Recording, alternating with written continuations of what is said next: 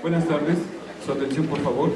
Para cerrar el día de hoy, de este tercer congreso, vamos a tener la participación de la doctora Alma Herrera. Ella es la coordinadora del área académica de esta universidad. Una breve semblanza: ella es licenciada en Psicología, con mención honorífica, tiene una maestría en Enseñanza Superior, también con mención honorífica, tiene un doctorado en Pedagogía, igualmente con mención honorífica, un diplomado en Prospectiva Universitaria de la Ciencia y la Tecnología en el Centro de Investigaciones y Servicios Educativos de la Universidad Nacional Autónoma de México. Es profesor titular de tiempo completo, B y definitivo, tiene nivel D y es de la universidad, otorgado por la Universidad Nacional Autónoma de México. Además, es miembro del Sistema Nacional de Investigadoras.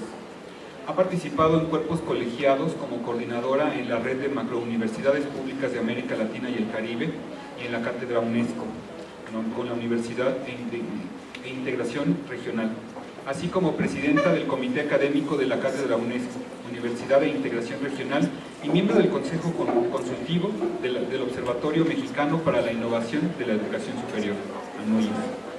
También se ha integrado en la formación de recursos humanos. Tal es el caso del diseño, conducción y evaluación de cursos de nivel superior y de posgrado en instituciones nacionales y extranjeras, tanto en formación de docentes como en asignaturas y diplomados, sumando alrededor de 150. La doctora Herrera ha dirigido 18 tesis de licenciatura, 11 de maestría y 12 de doctorado. Ha sido parte de proyectos de investigación aprobado por órganos colegiados, tanto para instituciones nacionales como internacionales, por ejemplo, ANUIS, la UNAM, la UNESCO y la UDUAL. Ha publicado 20 artículos en revistas indexadas, 18 artículos en revistas no indexadas con comité editorial, 43 capítulos de libros y 15 libros de su total autoría. Además, ha impartido 55 conferencias magistrales, 203 ponencias, 37 conferencias en seminarios y 28 veces ha sido moderadora en congresos y eventos. Igualmente, ha participado en la elaboración y modificación de planes y programas de estudio en varias instituciones de todo el país, tanto en licenciatura como en posgrado. Bien, la ponencia magistral que nos va a presentar hoy es Perfil Ideal del Estudiante. Aquí, la doctora Herrera. Gracias.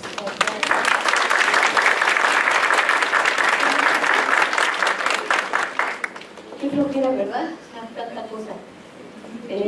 Muy buenas tardes a todas y todos.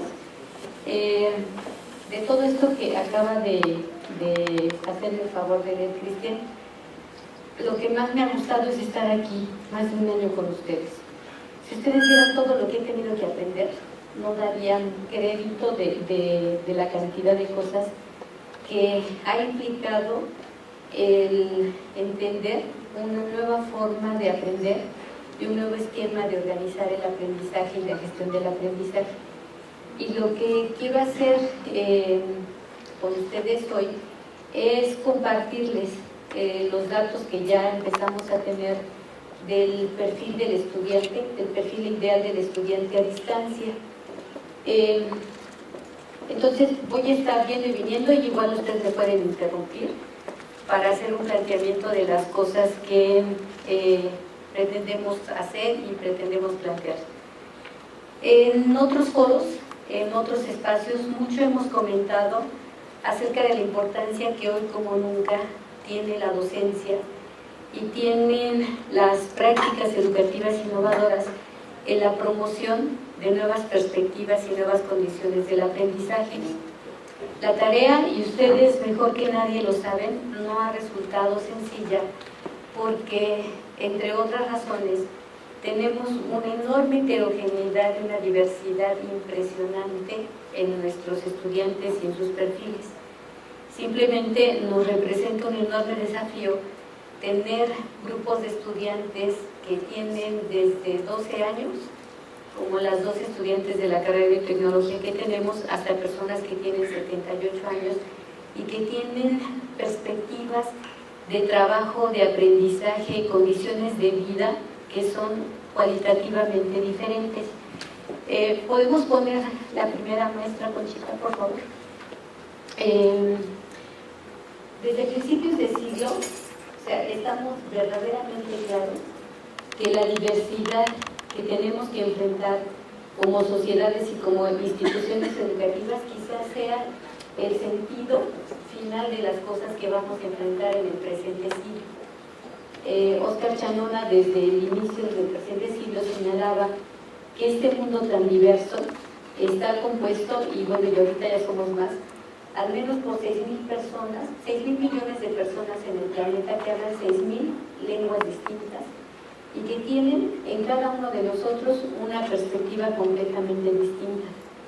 Y con todo eso, y en medio de esa diversidad, tenemos que construirnos un escenario y un planeta donde todos quepamos.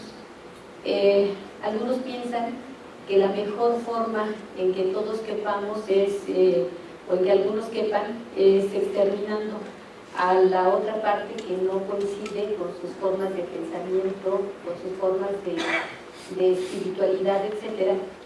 Pero afortunadamente habemos muchos otros que pensamos que el mejor camino donde todos nos sintamos incluidos en este planeta o en una institución es la educación, y no hay otra ruta. La educación es lo único que tiene un impacto verdaderamente impresionante en la forma de apropiarnos de una cosmovisión distinta y en el diseño de nuevas formas de convivencialidad y relacionalidad. Así que en medio de todo eso avanzamos. Pero la cosa, la verdad, que no es nada sencilla, porque en medio de esta diversidad, lo que ya tenemos claro, a partir de muchos indicadores cuantitativos y cualitativos, es que las cosas que estamos haciendo están perfectamente mal diseñadas. Y les voy a presentar solamente algunos datos de la encuesta latinoamericana de hábitos y prácticas culturales de 2013, que se publicó hace menos de un mes. Hay una paradoja fundamental, y es el hecho de que, aún reconociendo la importancia que tiene la educación, la ciencia y la cultura, los financiamientos de los cuales se dispone para estimular estos mejores mecanismos de convivencialidad cada vez van decreciendo y se van incrementando otro tipo de procesos. Pero si lo vemos en términos reales, digamos, nada como el dato duro, que a veces parece que es como echarle chile, sal, limón y vinagre a la carne viva para llevarnos a una reflexión. Resulta que el 69% de las personas en México nunca ha ido al teatro. Parecería que eso es impensable. Y bueno, por otro lado, habrá quien piense también qué importancia tiene ir al teatro, ¿no? O sea, mejor ir al cine o ver en la tele en la casa. Sin embargo, la experiencia del teatro también nos estimula una perspectiva completamente distinta de pensamiento, de abstracción, nos lleva a entender o a percibir realidades que estaban muy distantes a nosotros, y también nos acerca en un plano o en un criterio de mucha convivencialidad y cercanía a la reflexión que desde otros ángulos alguien está haciendo desde una perspectiva distinta. Eso no quiere decir que se cancelen otras manifestaciones culturales que sobre todo en otras entidades federativas del país se expresan, pero sí nos lleva a pensar que realmente en un país con la riqueza artística, con la riqueza cultural, con la riqueza musical y de expresiones estéticas que este país tiene, es irracional que solamente el 31% de las personas, sobre todo las que vivimos en zonas urbanas como esta, hayamos tenido contacto con una expresión cultural distinta. Las personas que leen por motivos profesionales o educativos, de acuerdo a esta misma encuesta, son el 45% que nunca lo han hecho, ni lo quieren hacer, ni lo van a hacer. Tampoco es un dato anecdótico. Si consideramos, por ejemplo, que el número de libros que hay en una casa o el número de libros que una persona lee al año constituye un aspecto fundamental que mejora su comprensión y mejora la apropiación de conceptos abstractos que nos permiten entender de otra manera el mundo.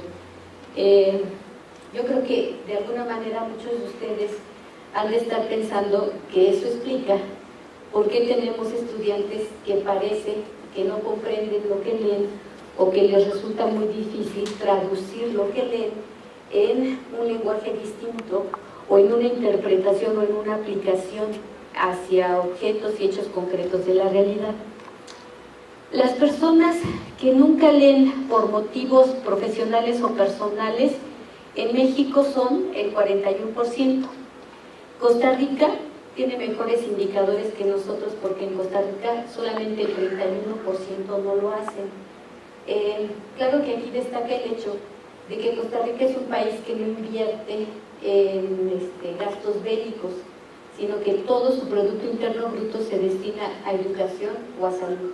Entonces no resulta extraño cuando uno ve esto que tenga un mejor indicador que el que nosotros tenemos. Y Uruguay, que también, o sea, siendo un país muy pequeño, el cambio de las políticas públicas lo que han llevado es a promover una mayor población con estos hábitos de lectura, ¿sí? Ahora, ¿por qué esto es importante? Fíjense, en los datos duros que tenemos, el 9% de personas que leen por motivos profesionales o educativos tienen primaria básica incompleta, pero el 42% de personas con educación superior leen por motivos de educación o de intereses profesionales.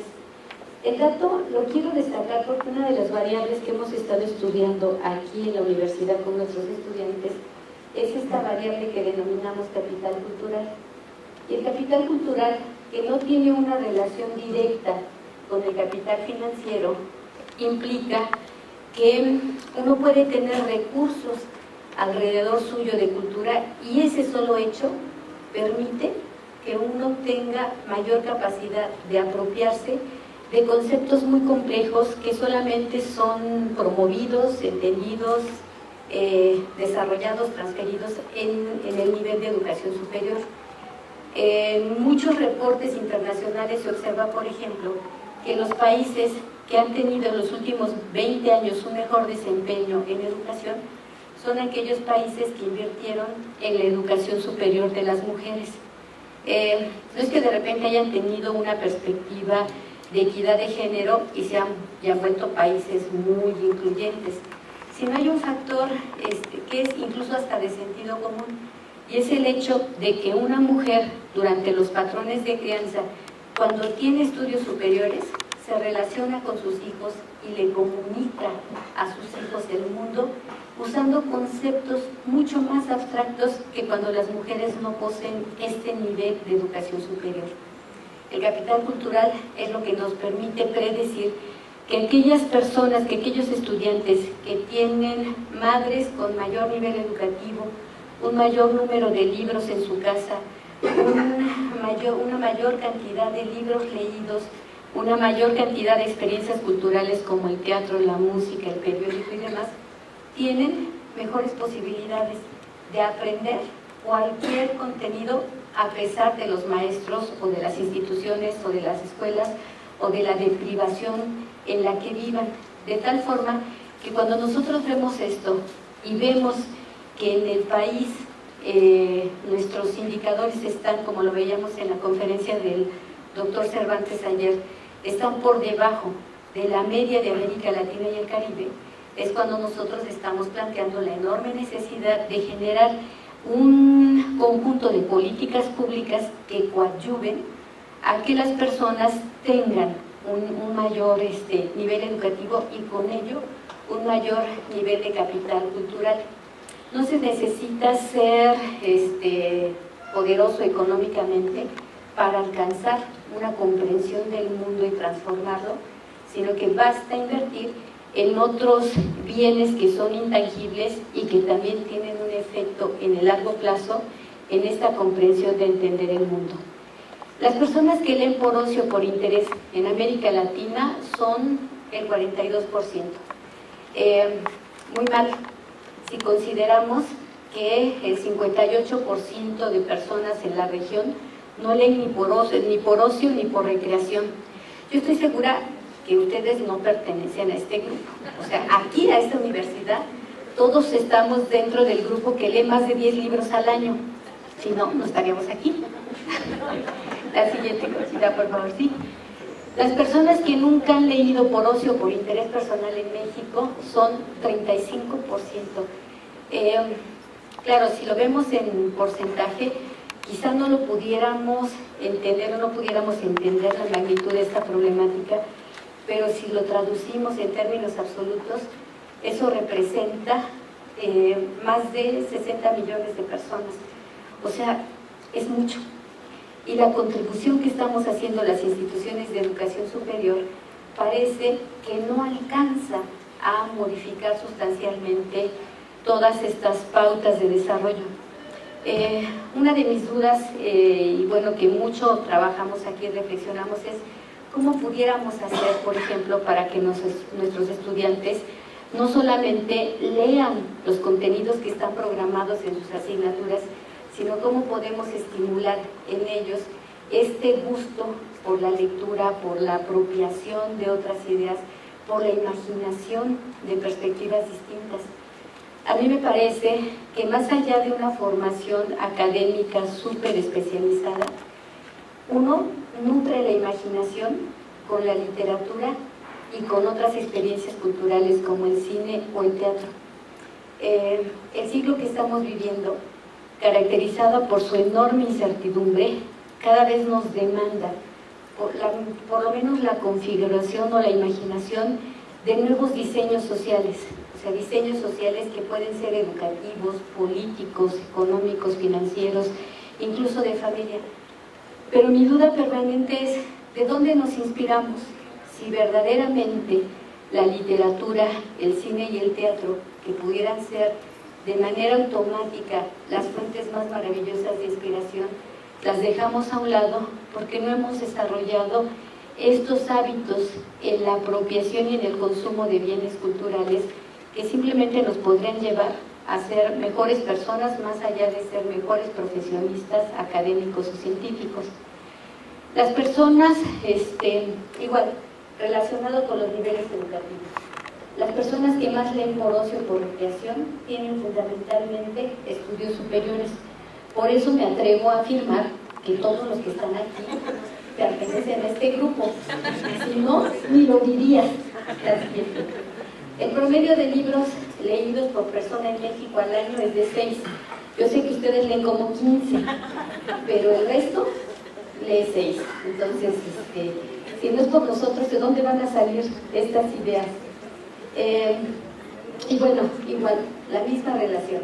Si uno tiene educación superior, lee el doble de libros por razones de ocio, y me refiero a libros bien, o sea, no, bueno, no a los otros, que leen los otros, ¿no? Sino, bien, el porcentaje de personas que usan la computadora por motivos de ocio, de interés personal, varias veces al día es del 16%, y las que nunca lo han hecho es el 56%. Fíjense qué desafío para nosotros, porque nosotros somos una universidad cuyo mejor instrumento para promover la educación es la consulta y el uso crítico de las tecnologías.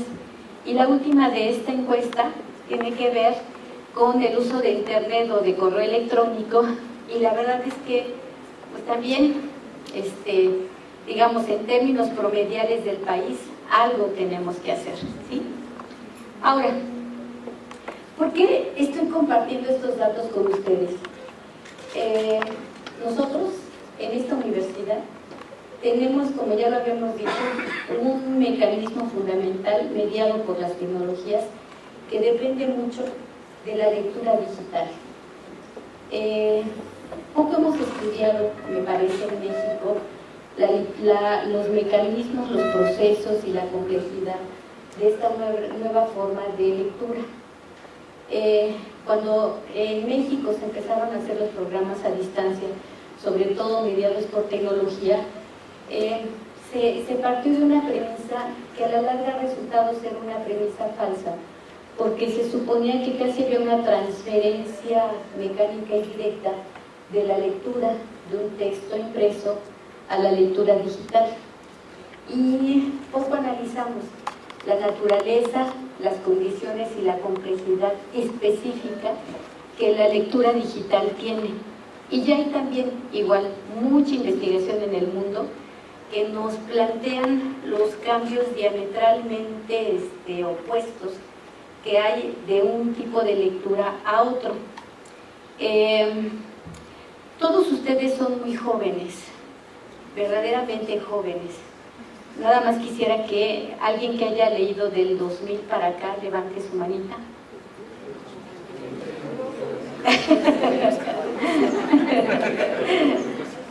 Entonces ya me voy. O sea, realmente todos nosotros, pues sí, o sea, los veo jóvenes, pero ninguno tiene 14 años. Aunque nos sintamos, digo, todos nosotros aprendimos a leer de manera impresa. Claro, hemos venido desarrollando otro tipo de competencias digitales que son indispensables para desarrollar muy bien las cosas que hoy día hacemos, pero en realidad nuestro punto de partida fue un documento impreso y hemos tenido que dar un salto cualitativo porque efectivamente hay un cambio radical en la forma en la que hoy día se lee. La OCDE tiene un estudio verdaderamente interesante de los cambios que hay entre países y entre distintas edades con la gente que ha tenido que aprender y que ha nacido ya con otro tipo de procesos en materia de lectura digital. Hemos visto que las tecnologías indudablemente nos han llevado a depender cada vez más desde los dispositivos móviles hasta las computadoras. No somos los únicos. Basta que nos subamos al metro para ver que hay una enorme cantidad de personas de distinta edad, pero sobre todo jóvenes, que vienen consultando el periódico, un internet, un juego, etcétera, a través de un dispositivo móvil.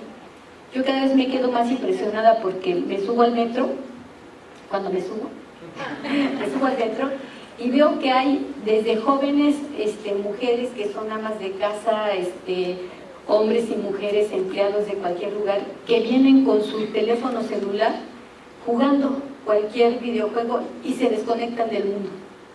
Bueno, ayer el maestro Ramón Benítez nos planteaba la naturaleza del aprendizaje de los nativos digitales que de alguna manera se apropian de una manera distinta, no de la tecnología, sino de la forma de entender el mundo, de aprender, de pensar y de comunicarse, que digamos es la base de nuestra preocupación fundamental. Como nunca, estamos envueltos en un modelo de organización y de sociedad digital que también implica la modificación sustancial de muchas de nuestras pautas de comunicación, de pensamiento y de aprendizaje, y un cambio sustancial también en nuestros procesos psicosociales fundamentales.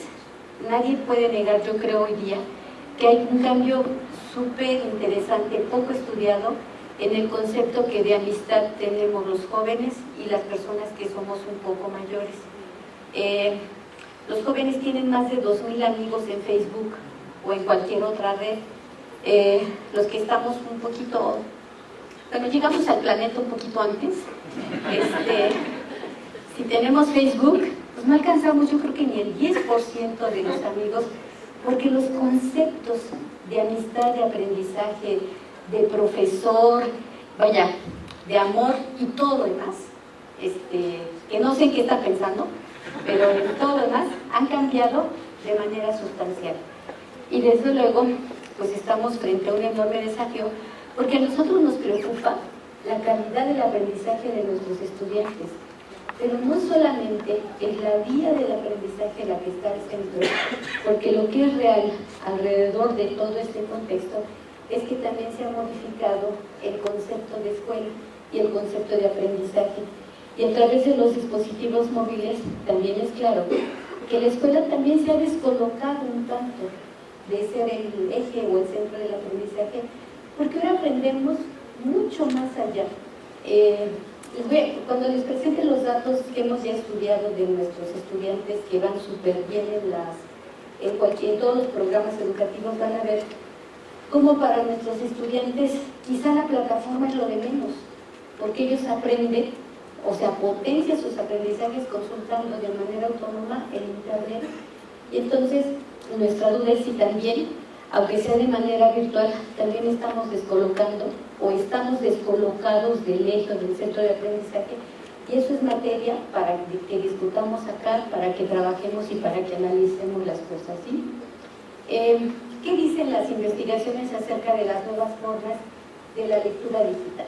Para empezar, la lectura digital es una lectura dinámica, es una lectura hipertextual, es una lectura, incluso es interactiva, porque cuando uno tiene un libro, cuando tiene uno un documento así, lo más que uno puede hacer es poner notas al margen y al calce y rayarlos, etc.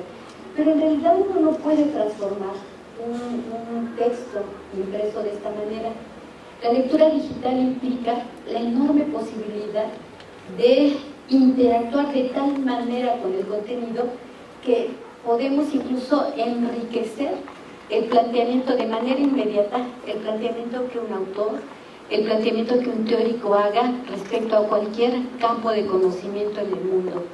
El acceso, el dinamismo, la diversidad de recursos que tiene la lectura digital también nos representan un desafío, porque cuando uno tiene hipertextos, o sea, si hay una palabra clave, si hay una imagen, si hay un video, o sea, uno traza una trayectoria específica en la lectura digital, que es una forma de leer que en verdad la mayor parte de los profesores que hoy damos una clase a nivel superior no tenemos, y una buena cantidad de nuestros estudiantes tampoco la tienen. El promedio de edad de los estudiantes de la Universidad Abierta y a Distancia de México va de 35 a 45 años, pero tenemos estudiantes que son mucho mayores que estos estudiantes y que aprendieron a leer desde una perspectiva donde la letra impresa pues prácticamente marcaba una sola vía de desarrollo, marcaba un solo caminito, y además uno no podía modificarla. ¿Cuántos de nosotros no tuvimos papás que cuando rayábamos el libro poniendo una nota, bueno, lo de menos era que nos regañaban, ¿no? Porque ya no lo iban a poder usar nuestros hermanos que venían atrás, pero eso es lo de menos, o sea, era así como un sacrilegio empezar a hacer una nota en el Quijote de la Mancha, ¿no? Un signo de interrogación de, o sea, simplemente ese español antiguo ni lo entiendo, ¿no? O sea, ¿qué quiere decir? Y, digamos, marca una pauta más receptiva respecto al texto que el dinamismo que nos ofrece hoy la tecnología al poder plantear otro tipo de procesos. Quiero decirles que esto también ha representado para nosotros un punto crítico de evaluación, porque lamentablemente tenemos un porcentaje, o sea, no quiero decir cuánto, pero un porcentaje sí preocupante de textos que han hecho una traducción más bien mecánica del documento impreso al documento digital. Tenemos una enorme cantidad de contenidos que tienen PDFs de 200, de 300 páginas, porque suponemos que así como aprendimos nosotros a leer, bueno, ahora puede aprender todo el mundo viendo el texto en una pantalla, y eso no es lectura digital. O sea, la lectura digital implica necesariamente el conectar de manera permanente conceptos, objetos, etcétera, al grado de que incluso nos resulta difícil, a la larga nos va a resultar difícil, y eso es un desafío, trazar trayectorias profesionales únicas, porque cuando uno está inmerso en ese ambiente, uno va trazando su propia trayectoria de lectura al grado de tener una comprensión completamente innovadora, original y diferente del resto de nuestros compañeros. ¿Qué vamos a hacer ahí para evaluar lo aprendido? Nosotros, me parece, la mayoría, aprendimos bajo un esquema donde había un texto, y ya fuera que hiciéramos un ensayo, que hiciéramos un examen, que aplicáramos el contenido, digamos, el maestro más o menos tenía un cierto margen de posibilidades de respuesta. Pero en la lectura digital simplemente podemos discutir con los autores, podemos transformar, podemos generar textos como Wikipedia que son desarrollados con la participación crítica de mucha gente con la cual quizá nunca en la vida conozcamos y a la cual jamás en la vida tampoco podamos agradecerle sus contribuciones.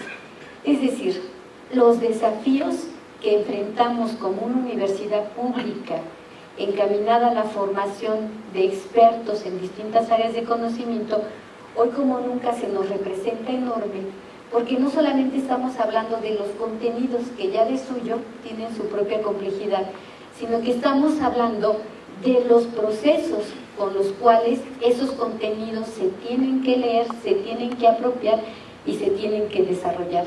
¿Y qué implican? La primera, una ruptura con la forma como nosotros aprendimos, como nosotros leemos, como nosotros construimos conocimiento, con la forma como nosotros lo transferimos o lo enriquecemos.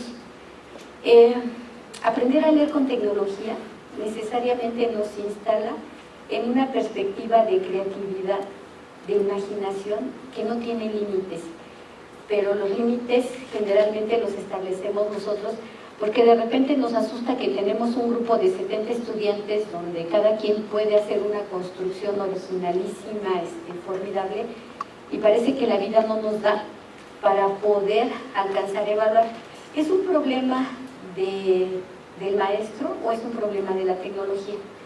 A mí me parece que lo que no hemos hecho los maestros es decirle a los tecnólogos qué tecnología necesitamos para que todos estos procesos que son inherentes al siglo XXI puedan ser retroalimentados, analizados, estimulados y sobre todo potenciados en su enorme capacidad de innovación y originalidad. De tal forma que nuestros contenidos, nuestros programas, nuestras asignaturas, hoy como nunca, deberían sí apegarse más a la naturaleza de esta nueva forma de lectura digital que marca otros procesos y otros desafíos. La siguiente, sí, Conchita. De tal forma que entendamos que no importa la diversidad, el origen, el lugar donde viven, las historias o los capitales culturales de nuestros estudiantes, nosotros tenemos que formar un estudiante que cada vez más no solamente se habitúe a lo que es la apropiación de hipertextos o de textos digitales, sino que tenga la capacidad de que en medio de toda esta riqueza y en medio de esta diversidad y de esta enorme gama de posibilidades pueda generar conocimiento nuevo, pueda trabajar de manera colaborativa, pueda enfrentar los desafíos de pensar, de aprender y de comunicarse con códigos de lenguaje distintos, incluso de los nuestros. Para nosotros eso es el desafío, porque en todo caso lo que tenemos que hacer es entender estos nuevos patrones y códigos de comunicación, de aprendizaje y de pensamiento, que son los códigos que corresponden a la naturaleza del aprendizaje virtual o del aprendizaje digital, ¿sí? Y nos pasamos más Conchita, a la siguiente. Bien. En las pruebas internacionales que se han impulsado para evaluar la calidad de la lectura digital, se han desarrollado distintos estándares. Estos son los más bajos. Cualquiera de nuestros estudiantes, para ser exitoso en el contenido o en el aprendizaje de los contenidos, lo primero que tendría que hacer es analizar opciones de un texto, la anterior, Conchita, ¿sí? Es seguir una serie anterior.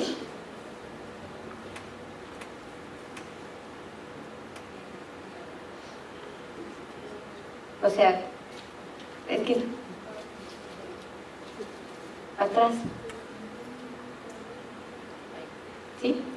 O sea, tendrán que entender, lo primero que tendremos que hacer antes de meterlos a una plataforma a solucionar un problema Lo que tendríamos que hacer es desarrollar estrategias de aprendizaje para que aprendan a navegar y no naufragar en estos ambientes virtuales. Navegar no es un asunto sencillo, la siguiente psicontita, porque implica no perder el rumbo, a pesar de que haya muchísimos distractores en ese universo digital que puedan en algún momento cambiarnos el rumbo de las cosas. Hay una donde hay un barquito. Ahí. O sea, la metáfora me gusta porque en realidad, o sea, uno metido en un yate, al mando de ese yate, puede perderse en la inmensidad del mar si uno no elige la ruta correcta. Me parece que poco hemos hecho de manera crítica, y es parte de lo que estamos trabajando ahorita en la coordinación, en el desarrollo de estrategias que puedan mejorar las brechas cognitivas que tenemos para que una persona, independientemente de su edad, pueda aprender a navegar en un ambiente cargado de información. Me parece que le estamos dando demasiada importancia a la plataforma y a las cosas que mecánicamente o más bien secuencialmente alguien tiene que hacer, y hemos dado poca importancia a la capacidad que tiene la lectura digital de poder empezar a construir perspectivas y trayectorias más originales que las que da una plataforma. Hay algunos investigadores que ya dudamos de la capacidad de una plataforma para promover aprendizajes digitales, para promover lecturas hipertextuales, porque finalmente la plataforma te marca una pauta y el internet está cargado de 300 cosas más. Quisiera irnos a los datos. Ahí. ¿Qué hacen nuestros buenos estudiantes? Hemos analizado las características que tiene el aprendizaje virtual. Sabemos hoy que la lectura digital tiene perspectivas, tiene condiciones y tiene una naturaleza que es distinta a la lectura que se da en el aprendizaje impreso. Y todos los días de manera cotidiana nos enfrentamos con el enorme desafío de que hay muchos estudiantes que abandonan las aulas de manera temprana, al grado de que tenemos que reorganizar los grupos después de 21 días, porque los estudiantes entran, no entienden lo que pasa en las aulas, no tienen el desarrollo de habilidades y competencias para navegar críticamente y desertan. Pero tenemos un pequeño grupo de estudiantes que ya están en el 12º cuatrimestre. Son poco más de 700 estudiantes que, a pesar de todos los cambios, a pesar de las plataformas, a pesar de quienes han sido sus tutores, a pesar de su edad, a pesar de su trabajo, a pesar de la familia, son estudiantes súper exitosos. Son estudiantes que, aunque no hubiéramos hecho nada o a pesar de nosotros, van a terminar en 4 años su formación universitaria. Y nuestra pregunta es, ¿qué hacen ellos a pesar de nosotros? Ya analizamos, y el año pasado lo compartimos con ustedes, cuáles son las rutas de aprendizaje de los estudiantes. Les compartimos cuáles son los talentos, cuáles son sus estilos de aprendizaje y cuál es su correlación que hay respecto al capital cultural.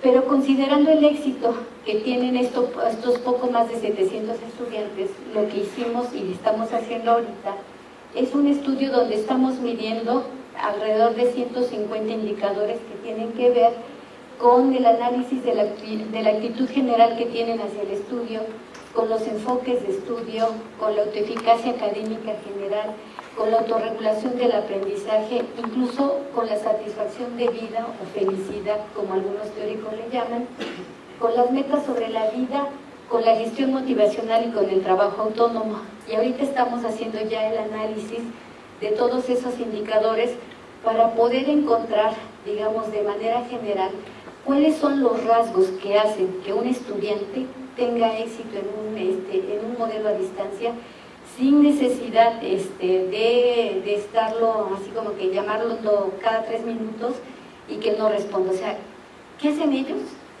Que son 700 y que no han podido hacer los 250,000 adicionales que también están inscritos con nosotros y que tienen muchas dificultades para aprender. Y solamente les voy a compartir 3 de estos rasgos. El primero es el de la satisfacción con la vida o felicidad subjetiva. Y empezar con esto tiene una razón fundamental. Hay muchísima investigación que señala que una persona exitosa primero es feliz y después es exitosa. Generalmente el enfoque es al revés. Generalmente se plantea que tú tienes éxito y cuando tienes éxito ya de repente te vuelves muy feliz y así te quedas a lo largo de la vida. Pero eso no es cierto. O sea, en los estudios que se han hecho con distintos tipos de población, de edades, de niveles educativos y demás, se ha encontrado que las personas que tienen un mayor nivel así o potencial de aprendizaje son personas que de suyo están satisfechas con su vida, es decir, que son felices, ¿sí? Algunos de nuestros resultados de estos estudiantes que son muy exitosos, esa es nuestra población. No es una investigación hecha con los finlandeses o con los japoneses o con los coreanos que son muy exitosos en la escuela. Esos son mexicanos que están de los 700. Este es el estudio con los 700 del perfil ideal, que verdaderamente van muy bien. ¿Qué hemos encontrado? Primero, que solamente el 0.5% se consideran poco felices y que felices el 33% y muy felices el 51%. Y uno dice, chispas, ¿cómo le hacen, no? Que uno no lo encuentra, pero ellos sí. Entonces, bueno, la siguiente. En comparación con la mayoría de sus iguales, se consideran menos felices solamente el 0.1% y más felices que sus iguales el 77%.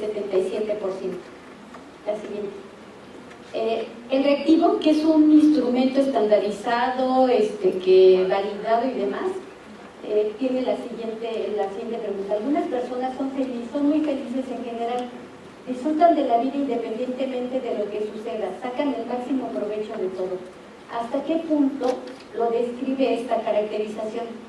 En lo más mínimo, solo el 2%. En gran medida, el 66%. O sea, de estos 700 estudiantes, la verdad es que su nivel de satisfacción con la vida es alto en relación con el resto de sus compañeros. La última. En términos generales, algunas personas no son muy felices. Aunque no se encuentran deprimidas, nunca parecen estar tan felices como podrían. ¿Hasta qué punto lo describe esta caracterización? Ellos dicen que en gran medida, o sea que nunca alcanzan la felicidad, solamente el 6%. Pero que esto nada los describe, en lo más mínimo el 65%. Bueno, eso nos da un primer nivel de comprensión de por qué son así. ¿Qué tendríamos que hacer? ¿Solamente inscribir personas satisfechas y felices en esta universidad para irnos así por la vida? Digo, yo eso ya se lo propuse al rector, pero considerando las condiciones de vida del país, rechazó la propuesta. Dije, bueno, está bien. Vamos a la siguiente. Aplicamos otro instrumento para ver qué tanto la gente puede hacer autogestión de su motivación. Toda la literatura nos dice que las personas que tienen un mejor desempeño en los sistemas a distancia son personas que pueden automotivarse. Y bueno, vamos a ver si es cierto que es la condición de nuestros estudiantes. Y estos solamente son algunos de los resultados. Ya les compartiremos en extenso todos los 9 instrumentos, pero aquí la tabla, que no se alcanza a ver muy bien, señala lo siguiente, o sea, factores de motivación externa. Necesito la opinión de mi maestro para sentirme motivado, solo el 17%. O sea, todo este esfuerzo que han venido haciendo para echarles porras, solamente impactado al 17%. Pienso que decepcionaré a mi familia, amigos y jefes inmediatos si fracaso en mis estudios, o sea que es un factor externo, también solamente el 17%. Pienso en lo orgullosos que se sentirán los demás, familia, amigas, etcétera, si voy bien en los estudios. El 53% dice que sí, o sea que si la hacen, va a haber una, sí, la familia va a ser feliz, y eso va a ser un buen factor. Pero pienso en el esfuerzo que está haciendo mi familia para que yo pueda estar en la universidad, el 54%. Pero si lo veo en factores intrínsecos de motivación, los datos son verdaderamente interesantes. Dicen, pienso en el esfuerzo que estoy haciendo yo para mantenerme en la universidad, el 84%. Suelo motivarme yo mismo, reconociendo mi esfuerzo en el cumplimiento de las actividades programadas, el 89%. Me digo a mí mismo que soy capaz de tener éxito en las asignaturas a pesar de las dificultades, el 91%. Pienso en situaciones en las que he tenido éxito a pesar de las dificultades, el 86%. Luego esta es súper interesante. Pienso que el retraso en la entrega de las actividades se debe a una inadecuada planeación del tiempo, solamente el 53%. O sea, eso nos lleva a preguntarnos el otro conjunto de situaciones. Quizá que no tienen que ver con ellos y su planeación, sino que tienen que ver con la calidad de servicios que de repente enfrentan, como es la baja conectividad, todos estos factores asociados a la tecnología. Luego me animo diciéndome que soy capaz de conseguir los resultados deseados, el 90%. O sea, no necesitan de que les echen porras externos, sino que cada uno, tú puedes, mira, son factores de locus de control interno que están definiendo una alta motivación para el desarrollo y el éxito del aprendizaje. Me esfuerzo por relacionar lo que estoy aprendiendo con mi vida cotidiana o laboral, el 84%, y mi reto es terminar las actividades y aprender tanto como pueda, el 93%. O sea, estos solamente son algunos. La siguiente, sí, Conchita. Otra cosa que estamos evaluando son las estrategias para el trabajo autónomo, y aquí hay factores que me parecen verdaderamente interesantes de compartir con ustedes. Estos son aprendizaje autónomo. Anoto mis dudas para consultarlas más a fondo en una segunda lectura, el 75%. O sea, ¿se acuerdan los datos que les mostré inicialmente de la encuesta de hábitos culturales? Ellos son de los que leen, del porcentaje de personas que leen por recreación, por ocio, por interés personal. Estudio con esquemas, resúmenes y cuadros sinópticos, el 66%. Es decir, que tendríamos que esforzarnos más desde la perspectiva del diseño de los contenidos y de los guiones para hacer más dinámico el aprendizaje y no solamente con PDFs y textos. Cuando inicio la lectura de un tema, escribo notas que posteriormente me sirven de síntesis de lo leído, el 72%. Construyo una síntesis personal de los contenidos, el 64%. Busco más información navegando por internet, esto es súper importante, el 86%. O sea, de estos estudiantes súper exitosos que tenemos, el 86% busca en internet información, objetos, videos, explicaciones, recursos, y no se quedan solamente instalados en las recomendaciones o los criterios o los lineamientos que establece la plataforma. Planifico tiempos y estrategias de estudio, 69%. Pero fíjense, para la cosa del aprendizaje colaborativo, que es parte sustancial de lo que nosotros hacemos, los datos también nos aportan otro tipo de análisis que merece la vida y la pena trabajar. Primero, me organizo con los compañeros para intercambiar otras lecturas, solo el 14%. O sea, realmente la base de mucho de lo que decimos acá del aprendizaje colaborativo, de los foros, de compartir y de proponer, solamente para el 14%.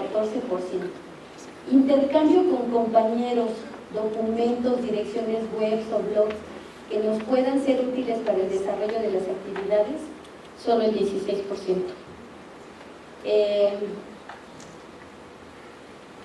Digamos, de los promedios más bajos. Lo demás es verdaderamente personal, o sea, conozco y utilizo los recursos que proporciona el aula virtual, el 84%. Consulto con los compañeros las dudas que se me plantean en el tema de estudio, 24%. O sea, hay asuntos que verdaderamente no alcanzamos a entender porque las premisas sobre las cuales nosotros estamos diseñando los programas, las premisas vinculadas al tipo de aprendizaje, descansan más en nuestra experiencia y en nuestro conocimiento de lo que es el aprendizaje presencial a la naturaleza y el conocimiento total del aprendizaje virtual.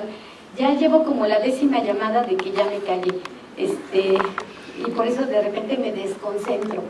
Pero, digamos, lo que les queremos proponer para pensar, para analizar, para investigar, son estos rasgos que son la filigrana, que nos permiten entender por qué hay un porcentaje muy alto de estudiantes que tienen verdaderamente el interés por alcanzar una formación universitaria, por obtener un título profesional, y por qué al primer semestre o al primer cuatrimestre abandonan la plataforma, abandonan el proyecto y abandonan la posibilidad que tienen para generar un modelo de vida o incluso un proyecto personal, un desafío personal en el largo plazo. Prácticamente todos nuestros estudiantes, bueno, un porcentaje muy alto de estudiantes, sobre todo los que no son muy jóvenes, vienen aquí en búsqueda de lo que la UNESCO llama una segunda oportunidad, como esta posibilidad de culminar un proyecto de vida personal que quedó trunco por condiciones de trabajo, por condiciones personales, por condiciones de la vida misma.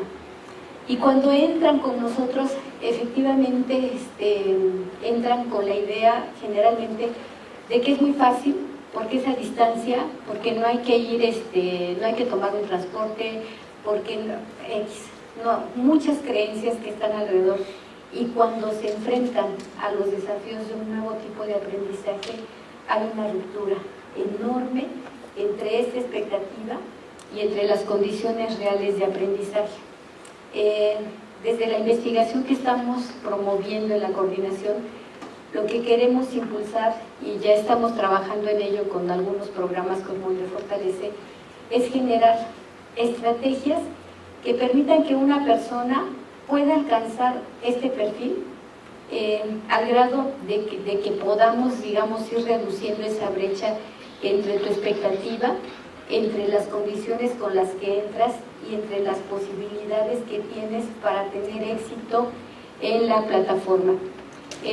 La filosofía que anima todo esto tiene que ver con la necesidad de programar el éxito, porque sabemos que si alguien experimenta éxito en un modelo educativo o en cualquier otro, seguramente va a generar nuevos mecanismos de gestión o de autogestión motivacional que le permitan enfrentar los desafíos y que le permitan superar la frustración. Queremos contribuir con una plataforma de habilidades más personales, más de valores, al desarrollo de este tipo de características que de veras puedan aproximar a un mayor número de personas a la culminación de esta meta que inicia cuando ven una convocatoria y dicen, bueno, está esta universidad abierta y a distancia de México para que tú culmines una formación. Creemos que tenemos que atender más este sentido, y en cuanto tengamos ya la correlación entre todos los indicadores de los nuevos instrumentos que estamos aplicando con todos estos factores, lo segundo que tenemos que hacer es socializarlos con ustedes para que de manera conjunta, asesores, docentes, académicos, investigadores, podamos empezar a generar de veras una nueva perspectiva formativa que permita que alguien no solamente se vuelva especialista en un campo de conocimiento, sino que desarrolle todas estas habilidades, todos estos procesos, todas estas competencias que permitan ser mucho más competente en un siglo como este, caracterizado por nuevas demandas de aprendizaje, por un contexto sociodigital que promueve formas de entendimiento y de vinculación con la realidad distinta y que nos da, me parece, por lo menos de manera personal, una enorme posibilidad para poder imaginar, transformar, generar nuevos planteamientos y nuevos diseños sociales y de convivencialidad en el siglo. Estoy muy segura y creo que quienes participamos en esta universidad así lo vemos, que nuestra responsabilidad social no solamente radica en poner los mejores contenidos en una plataforma y esperar a que la gente pues aprenda de la mejor manera, sino que desde el espacio que ocupamos, lo que tenemos que hacer es generar estrategias comprensivas que incidan en estos otros factores que son extra académicos, que no tienen que ver con el contenido, pero sin los cuales va a ser muy difícil que las esperanzas depositadas por miles de personas en esta universidad se puedan alcanzar al tener una perspectiva y un planteamiento distinto de educación. Y solamente, Conchita, ya para terminar, quisiera, si nos pones la última. Más. Esa. Para terminar, antes de que me hagan la 12ª llamada, solamente quisiera compartir con ustedes esto. Decimos con Gabriel García Márquez: nos toca avanzar hacia una nueva y arrasadora utopía de la vida, donde nadie pueda decidir por otros hasta la forma de morir, donde de veras sea cierto el amor y sea posible la felicidad, y donde las estirpes condenadas a 100 años de soledad tengan por fin y para siempre una segunda oportunidad sobre la tierra. Y yo estoy segura que esta universidad puede constituir esa segunda oportunidad si hacemos bien las cosas, si incidimos en estos factores y si de veras contribuimos a que la gente no solamente tenga éxito en sus calificaciones y en su formación académica, sino que tenga éxito en una forma distinta de constituirse como ser humano. Gracias.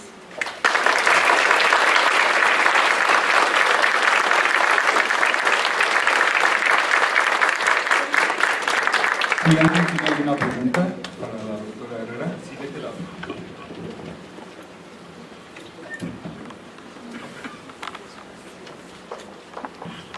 Muchas gracias. Antes que nada, una felicitación. Qué gusto es trabajar en nuestra universidad con estos proyectos. Hay mucho por hacer. Yo creo que juntos, con el esfuerzo de la voluntad, se puede lograr muchas cosas. Bueno, una idea que me surgió al conocer estos datos es que si se ha pensado en georreferenciarlos, es decir, ubicarlos en el territorio nacional para saber cómo están distribuidos, porque dada la diversidad cultural que tenemos, podríamos estar generalizando y no necesariamente creer que es un solo modelo esperado de estudiantes. No sabemos si están concentrados en una delegación del Distrito Federal, por ejemplo. Eso en un sentido. En el otro, valdría la pena, a lo mejor estoy generando ideas medio locas, pero valdría la pena reforzar esto con estudio de caso. Sí, bueno, la primera.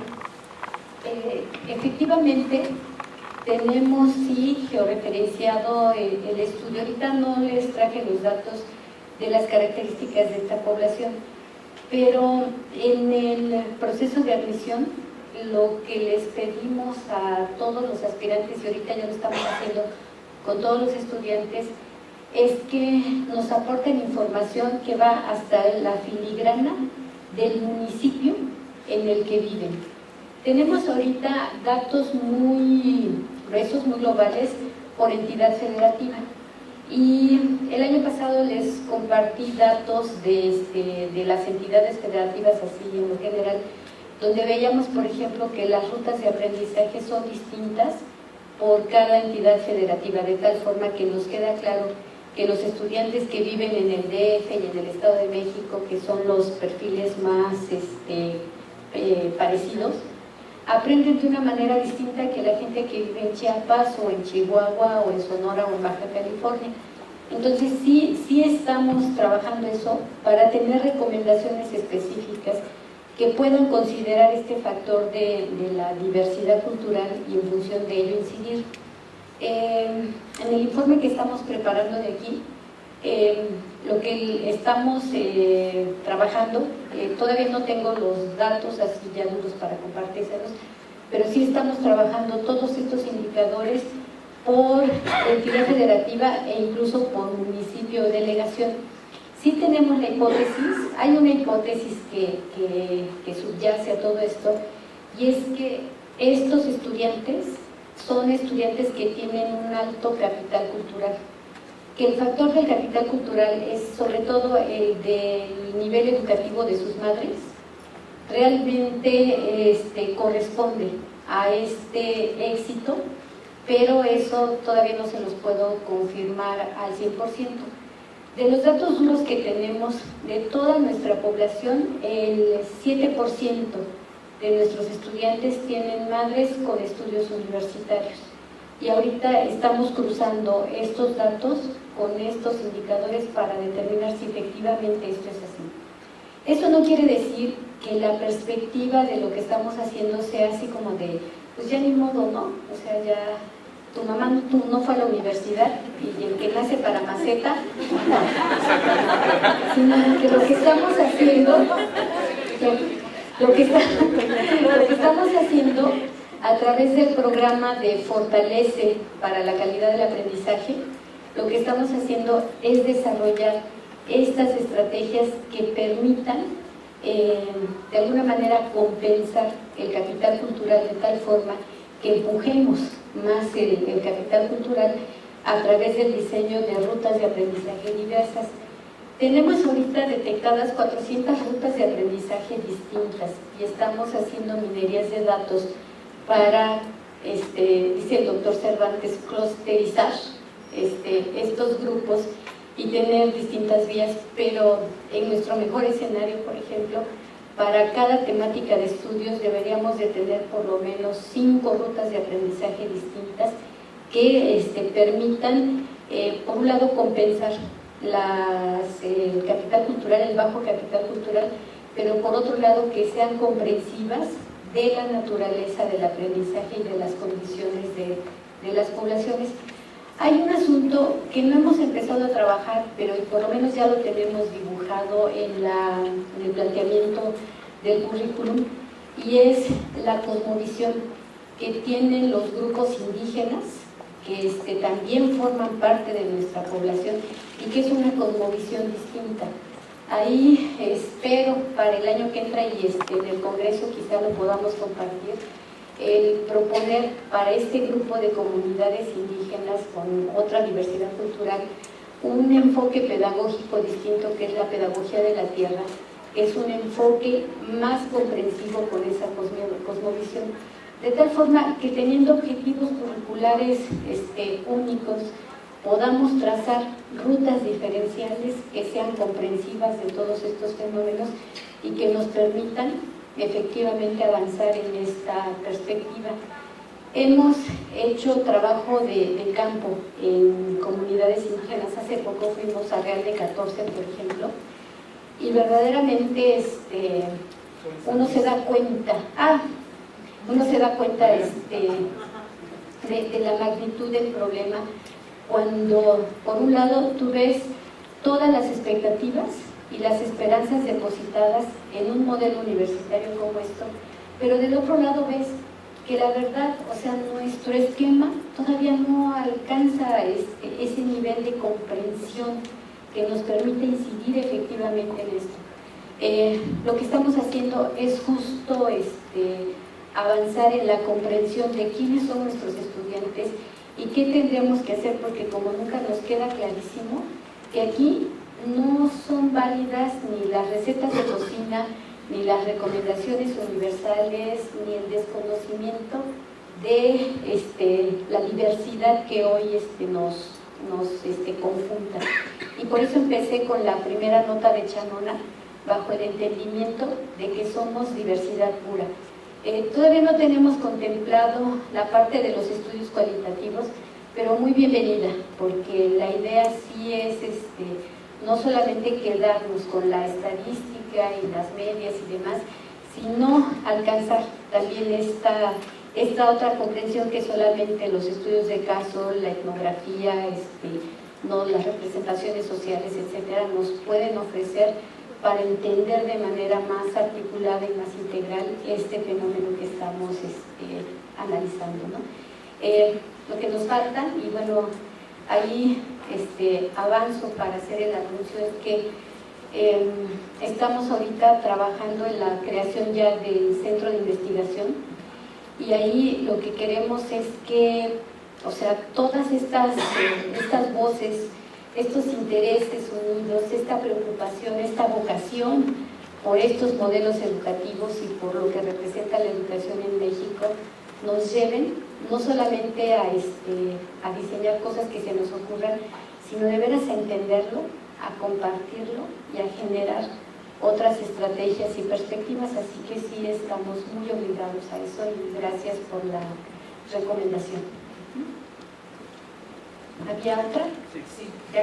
Bueno, maestra, quiero decirle que ha sido un grato para mí escucharla. Yo no soy de esta universidad, no soy docente. Yo fui invitada y muchas gracias, he aprendido mucho de ustedes. Y me interesó, maestra, porque yo soy egresada de la Universidad del Claustro de Sor Juana del sistema abierto en humanidades. Y efectivamente para mí fue mi segunda carrera, porque yo me formé en la Secretaría de Salud, en el área técnica. Y también pensé que tenía que concluir la carrera universitaria, pero me dediqué a una materia, a una licenciatura de la cual me enamoré. Y la estudié en el sistema abierto con mucha pasión. Le comento a la maestra que recibí instrucciones de mis maestros de todo lo que tenía que estudiar y la bibliografía. Me iba a CEU y le dedicaba una semana a traer todas las copias fotostáticas, traía mi coche lleno de copias y me dedicaba a leer porque yo fui trabajador comunitario, cuando llegaba a descansar después de una jornada de vacunación, a leer, antes de acostarme a leer, en el metro a leer. Fue muy intenso, pero yo lo disfruté mucho. Quiero decirle que en aquellos años, maestra, estamos hablando de 1995, en México no se tomaba muy en serio, no se entendía, no es que no se tomara en serio, no se entendía lo que era el sistema abierto, el claustro no lo entendía. Y los maestros llegaban a darnos como conferencias, no tutorías. Al final también esto nos resultó rico, pero ahora vemos que el trabajo para nosotros fue doble, porque lo teórico lo tenemos que aprender realmente solos. Yo tampoco me creía mucho el sistema abierto, hasta que por necesidad tuve que buscar clases y empecé a tener éxito porque me empezaron a dar grupos, maestros. Y me evaluaban muy bien y me seguían dando más clases. Yo decía, no puedo porque trabajo en la Secretaría de Salud, no puedo más que tantas horas. Y realmente empecé a creer que la educación abierta realmente sí te daba lo que tú esperabas. Y bueno, tan así, maestra, que me tuve la puntada de hacer la maestría en la UNAM, en la MADES, la maestría en Docencia para la Educación Media Superior en el área de español, en línea. Y bueno, pues la concluí porque ahorita estoy con la tesis, que esa no es en línea, esa no es virtual, esa tiene que ser de otra manera. Y realmente sí se tiene éxito, maestra. Yo llegué a ser hasta el año pasado, soy director académico en la escuela donde yo trabajo, porque me jubilé y pude dedicarme a la docencia. Y yo, creo que me han visto bien, ni siquiera se lo imaginaba, cuando yo decía, yo vengo del sistema abierto, decía, ¿cómo tú? Si era coordinadora académica, vienes del sistema abierto.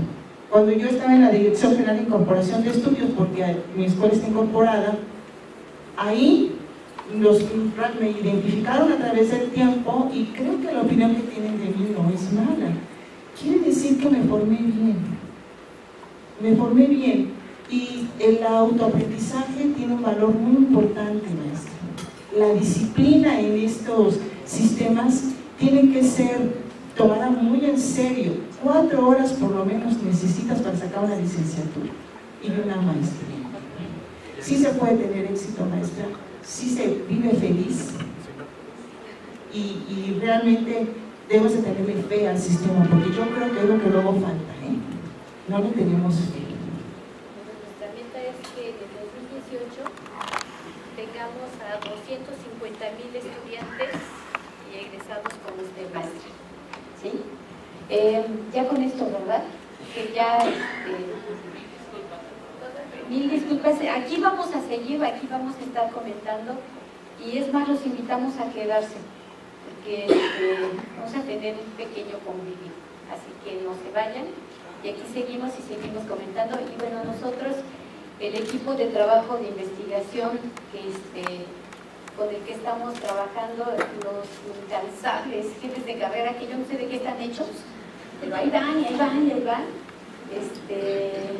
Estamos muy comprometidos con todos para compartir, para difundir, para coadyuvar en este esfuerzo educativo, donde, como dice Gabriel García Márquez, no estemos condenados a 100 años de soledad, ¿no? Entonces, muchas gracias, y aquí seguimos comentando.